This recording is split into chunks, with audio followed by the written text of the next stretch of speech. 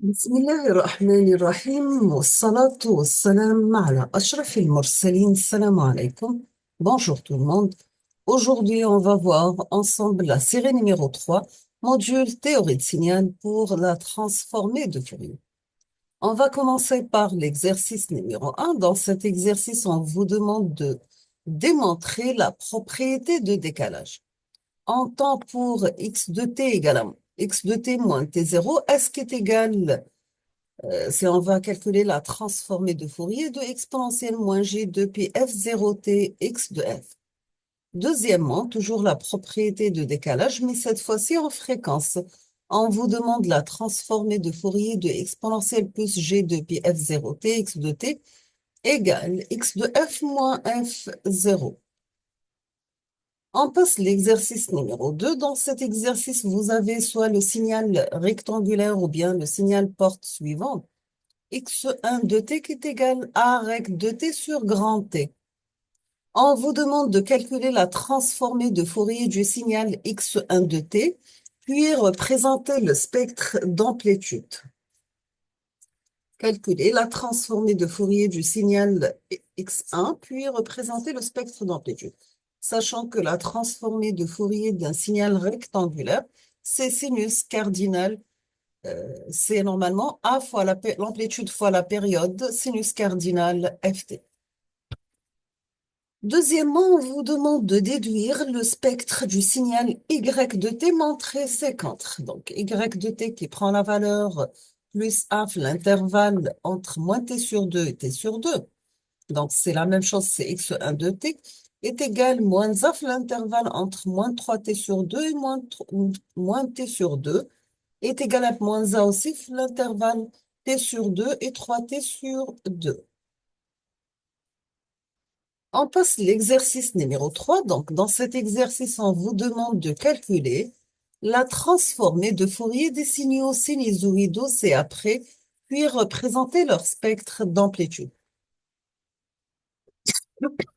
Pardon.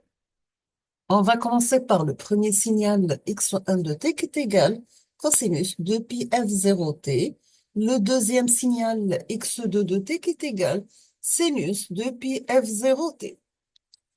On passe l'exercice numéro 4. Dans cet exercice, on vous demande de calculer la transformée de Fourier du signal appelé train d'onde donné par l'expression suivante.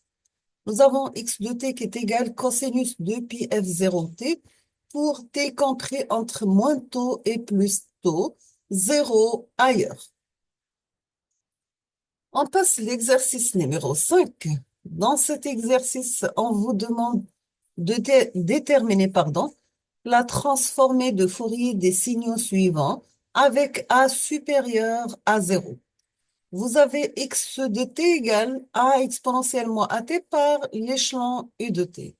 Deuxième signal, y de t égale A exponentielle plus at par l'échelon u de moins t.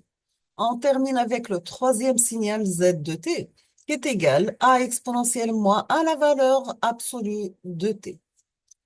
On passe l'exercice numéro 6. Dans cet exercice, vous avez soit le signal S de t qui est égal Z de t par cosinus de pi f0t, sachant que Z de t précédemment défini, donc Z de t qui est égal à exponentielle moins 1 la valeur absolue de t. La première question, on vous demande de montrer que S de f égale la transformée de Fourier de S de t, donc est égal 1 demi de ZF plus F0 plus Z de f moins F0. Dernière question, on vous demande de déduire la transformée de Fourier du signal S de t. Donc, d'après Gandhi, donc c'est chacun ne conserver que ce dont il a besoin. Nul ne manquerait de rien et chacun se contenterait de ce qu'il a. If everyone kept only what they needed, no one would lack anything and everyone would be content with what they have. Nous sommes arrivés à la fin de cette vidéo, donc je vous remercie infiniment pour votre attention. À la prochaine vidéo, Inch'Allah, on va voir ensemble la correction de ces 6 exercices. Je vous souhaite bonne chance, beaucoup de succès et à la prochaine.